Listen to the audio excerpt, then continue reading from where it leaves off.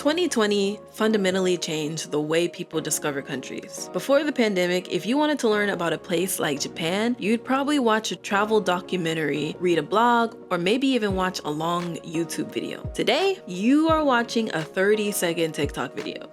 And whether people realize it or not, that completely changed the way the world sees Japan. What's up, everybody? Welcome back to Celestial Lemonade. And if you're new here, my name is Celeste, and on this channel, we have honest conversations about living in Japan, social media, and everything in between. Now, in my last video, we talked about why it feels like everyone suddenly wants to move to Japan. We talked about anime, safety, quality of life, and the idea of starting over. But there was one thing I intentionally didn't dive into: social media, specifically TikTok. Because honestly, I don't think people realize just how much social media changed Japan's image over the last few years. Now, I'm not saying TikTok made Japan popular, because Japan has been popular for decades. With anime, video games, technology, fashion, food, Japan has always had a global influence. But what TikTok did was make Japan feel personal, because instead of watching a documentary about Japan or a long-form video, you started watching someone visit or live there in real time, and that's a huge difference. Now think back to 2020.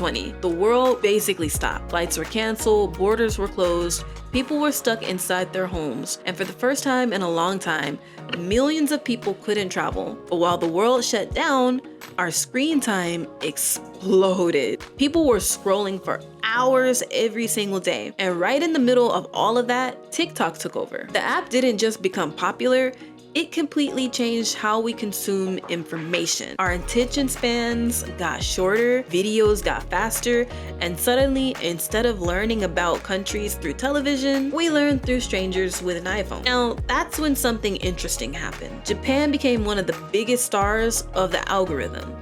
And honestly, it makes sense. Because think about it, Japan is incredibly visual. You have spotless trains, vending machines on almost every corner, convenience stores with actual good food, cherry blossoms, capsule hotels, beautiful cafes, festivals, and even something as simple as opening a convenience store lunch somehow gets a million views. What the Japan is almost made for short form content. Everywhere you look, there's another 30-second video waiting to happen, and the algorithm loves it. The more people watch, the more Japan videos get recommended. The more Japan videos got recommended, the more creators started making them. And long before you couldn't scroll for another 5 minutes without seeing another video titled "Things That Only Exist in Japan," POV, "You're living in Tokyo," "Japan is living in 2050. Shut the f***. America could never. Now here's the thing. I mean, a lot of those videos aren't lying. That's what makes this conversation so interesting. You know, the shit is real. You know, the vending machines, all that shit, it's real. The problem isn't that the creators are making things up. The problem is that the algorithm rewards the extraordinary, not the ordinary. Nobody's gonna get 2 million views filming themselves paying health insurance. I mean, they could. I've never seen it. Correct me if I'm wrong. But anyways, that's just because that's normal life. Instead, the algorithm keeps feeding people the most exciting parts about living here over and over and over again. After enough time, something starts happening.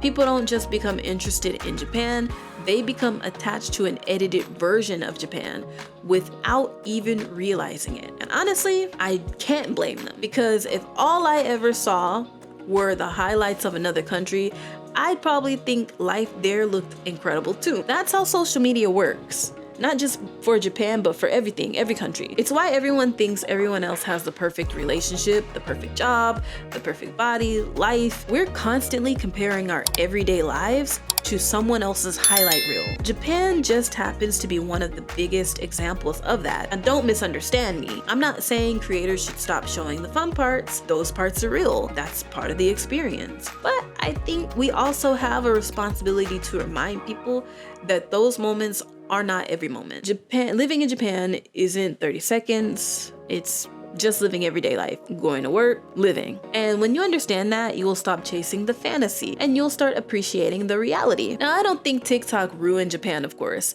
I think TikTok amplified Japan. It introduced millions of people to a country they may have never even thought about before.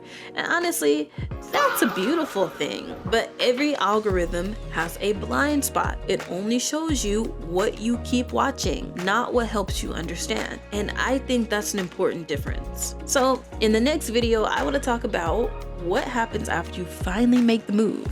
Because once the excitement wears off, and the vacation feeling disappears, you're left with something almost nobody prepares you for. Trust me, that's a conversation worth having. All right, guys, if you enjoyed this video, please like, subscribe, and comment. Let me know what country social media has completely changed your perception of. Don't forget to subscribe, and I'll see you in the next video. All right, guys, I'm out. Bye.